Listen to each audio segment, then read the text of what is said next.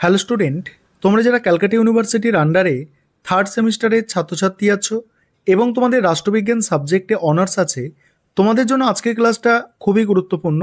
আজকের ক্লাসে তোমাদের ডিএসসিসি 3 পেপার থেকে কিছু গুরুত্বপূর্ণ বড় প্রশ্নের উত্তর নিয়ে আলোচনা করব, যে প্রশ্নগুলো তোমাদের পরীক্ষায় 10 নম্বর এবং 20 নম্বরে আসতে পারে। আর তোমরা যারা ইংলিশ ভার্সনের স্টুডেন্ট আছো, তোমরাও আজকে ক্লাসটা দেখো, কারণ যেগুলো প্রশ্নগুলো আমি বাংলায় আলোচনা করব প্রত্যেকটা প্রশ্নের উত্তর তোমরা ইংলিশে পেয়ে যাবে। প্রথম প্রশ্ন যেটা আছে, দেখো, প্রথম প্রশ্ন আছে রাষ্ট্রবিজ্ঞানে আচরণবাদী বিশ্লেষণ ধারার গুরুত্ব কি আর এই ধারার সীমাবদ্ধতা লেখো। বা রাষ্ট্রবিজ্ঞানে আচরণবাদী দৃষ্টিভঙ্গির গুরুত্ব এবং তার সীমাবদ্ধতা প্রশ্ন এলে সেম উত্তর হবে। দেখো, রাষ্ট্রবিজ্ঞানের গবেষণায় 20 শতকের প্রথমার্ধে আচরণবাদী বিশ্লেষণ ধারা এক নতুন দৃষ্টিভঙ্গি হিসাবে আত্মপ্রকাশ করে। ঐতিহ্যবাহী বা প্রথাগত রাষ্ট্রবিজ্ঞানের তুলনায় এই ধারা ব্যক্তি ও গোষ্ঠীর আচরণের ওপর অধিক গুরুত্ব দেয়। আমেরিকান রাষ্ট্রবিজ্ঞানী চার্লস ই মেরিয়াম এবং ডেভিড ইস্টন এই মতবাদকে জনপ্রিয় করেন। মূলত পরিসংখ্যান, জরিপ, পর্যালোচনা ও মনোবিজ্ঞানের উপাদান ব্যবহার করে রাষ্ট্রবিজ্ঞানকে অধিকতর বৈজ্ঞানিক করার চেষ্টা করা হয়, তবে এর কিছু সীমাবদ্ধতা রয়েছে যা এই বিশ্লেষণের গ্রহণযোগ্যতাকে প্রশ্নবিদ্ধ করেছে। এবারে এর গুরুত্ব, আচরণবাদী বিশ্লেষণ ধারার গুরুত্ব। প্রথম হচ্ছে, দেখো, বৈজ্ঞানিক পদ্ধতির প্রয়োগ। আচরণবাদ রাষ্ট্রবিজ্ঞানে বৈজ্ঞানিক গবেষণা পদ্ধতি ব্যবহার করে। এটি তথ্য উপাত্ত সংগ্রহ, পরিসংখ্যান বিশ্লেষণ, জরিপ, ক্ষেত্র গবেষণা এবং তুলনামূলক বিশ্লেষণের মাধ্যমে রাজনৈতিক আচরণ ব্যাখ্যা করে। ফলে রাষ্ট্রবিজ্ঞান একটি অধিকতর বাস্তবমুখী ও, দেখো, প্রমাণভিত্তিক শাখায় পরিণত হয়। তারপরে কি বলা হচ্ছে, দেখো, ব্যক্তি ও গোষ্ঠীর আচরণের বিশ্লেষণ। আচরণবাদী গবেষকরা রাজনৈতিক প্রক্রিয়ায় ব্যক্তি ও গোষ্ঠীর মনস্তাত্ত্বিক এবং সামাজিক সামাজিক প্রবণতাকে বোঝার চেষ্টা করে। তারা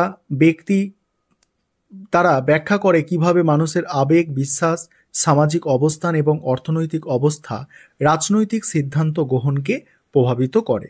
তারপর হচ্ছে, দেখো, প্রথাগত রাষ্ট্রবিজ্ঞানের সীমাবদ্ধতা দূরীকরণ। আচরণবাদী দৃষ্টিভঙ্গি প্রথাগত বা প্রাতিষ্ঠানিক রাষ্ট্রবিজ্ঞানের কাঠামোগত বিশ্লেষণের বাইরে গিয়ে বাস্তবিক রাজনৈতিক আচরণকে বোঝার চেষ্টা করে। এটি আইন, সংবিধান ও প্রতিষ্ঠান কেন্দ্রিক বিশ্লেষণের পরিবর্তে রাজনৈতিক অংশগ্রহণ, ভোটার আচরণ ও মতাদর্শগত প্রবণতা বিশ্লেষণের ওপরে জোর দেয়। তারপরে কি বলা হচ্ছে, দেখো, পরিসংখ্যান ও তথ্যভিত্তিক গবেষণা। আচরণবাদীরা রাজনীতি নিয়ে গবেষণায় গাণিতিক ও পরিসংখ্যানমূলক পদ্ধতি ব্যবহার করেন। বিভিন্ন ধরনের ভোটার জরিপ, জনমত বিশ্লেষণ, সামাজিক গবেষণা ইত্যাদির মাধ্যমে তারা রাজনীতির বাস্তবিক চিত্র তুলে ধরেন, যা নীতি নির্ধারণে সহায়ক হয়।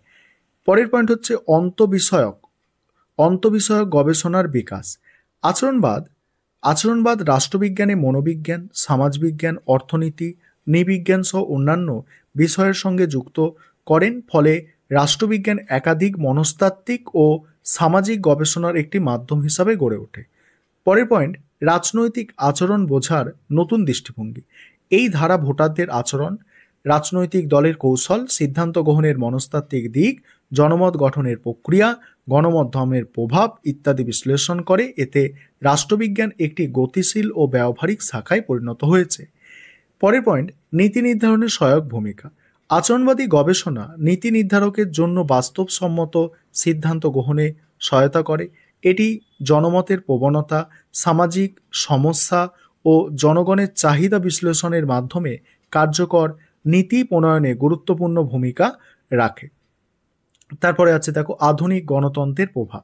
আচরণবাদ গণতান্ত্রিক ব্যবস্থার বিকাশ ও রাজনৈতিক আচরণ বিশ্লেষণে সাহায্য করে। এটি গণতান্ত্রিক প্রক্রিয়ায় উন্নত ভোটারদের অংশগ্রহণ এবং জনমতের পরিবর্তনশীল প্রবণতা বুঝতে সহায়ক। নেক্সট হচ্ছে, আচরণবাদের যে সীমাবদ্ধতা আছে। প্রথমত কি, অত্যাধিক বৈজ্ঞানিক দৃষ্টিভঙ্গি। আচরণবাদ রাষ্ট্রবিজ্ঞানের পরিসংখ্যান ও গাণিতিক পদ্ধতির ওপর অতিরিক্ত গুরুত্ব দেয়, যা রাজনীতি জটিল বাস্তবতা বোঝার ক্ষেত্রে সীমাবদ্ধতা তৈরি করে।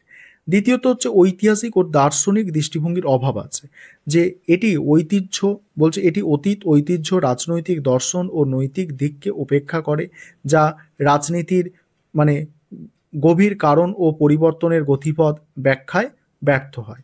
তৃতীয়ত প্রতিষ্ঠান ও কাঠামোগত বিশ্লেষণের অভাব।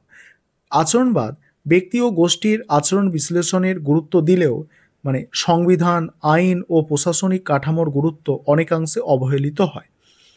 মানব আচরণের অনিশ্চয়তা।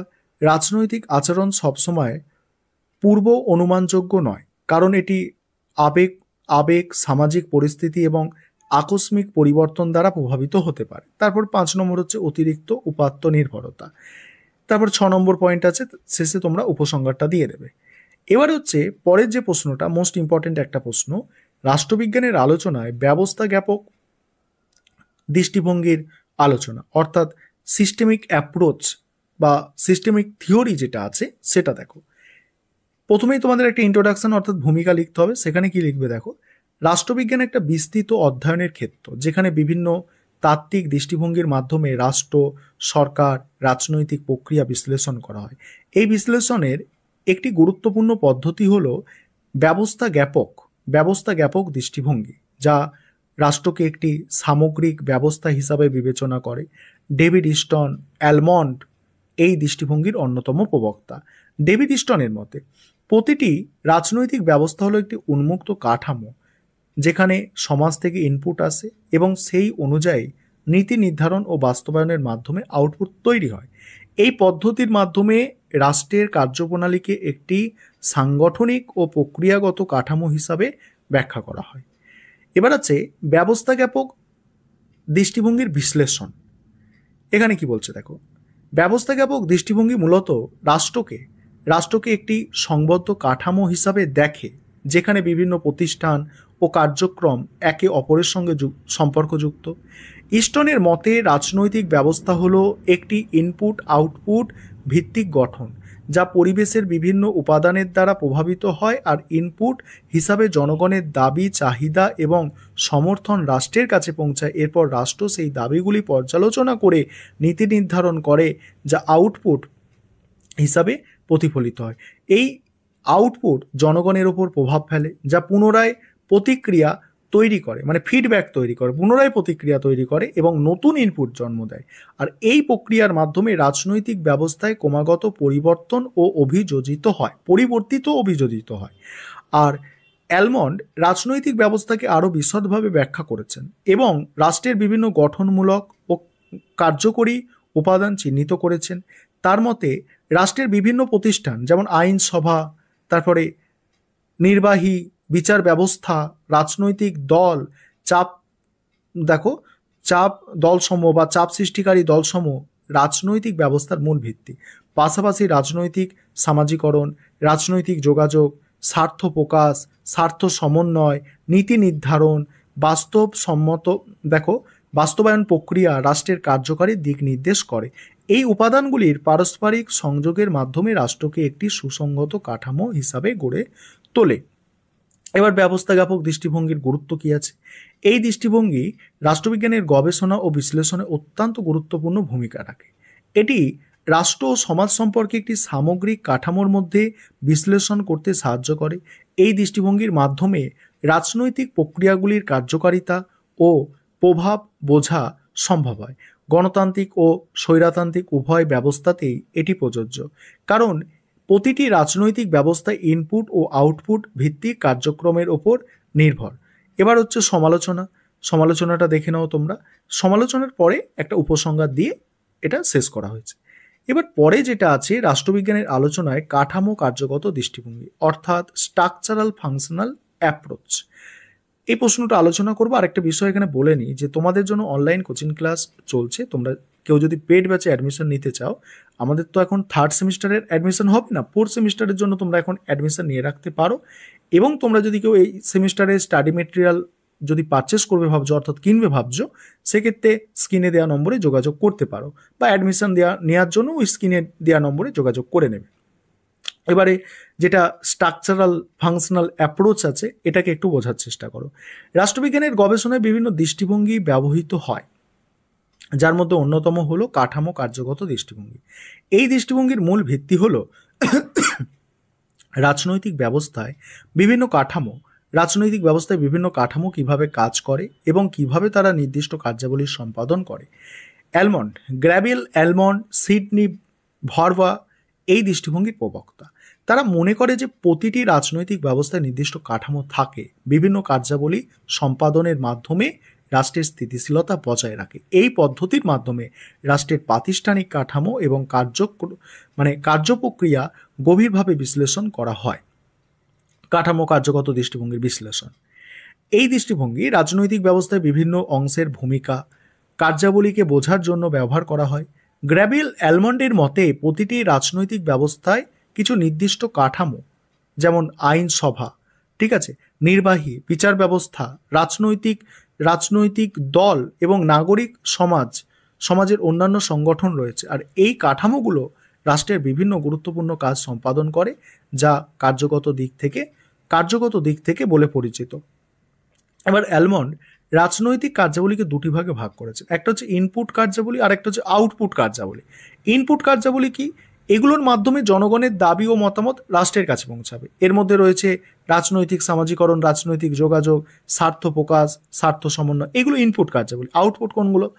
এগুলোর মাধ্যমে রাষ্ট্র জনগণের চাহিদার প্রতিক্রিয়ার নীতি নির্ধারণ ও বাস্তবায়ন করে। এর মধ্যে রয়েছে বিধান প্রণয়ন, মানে আইন প্রণয়ন, বিধান প্রয়োগ অর্থাৎ আইন প্রয়োগ, আর বিচার প্রক্রিয়া, এইসব।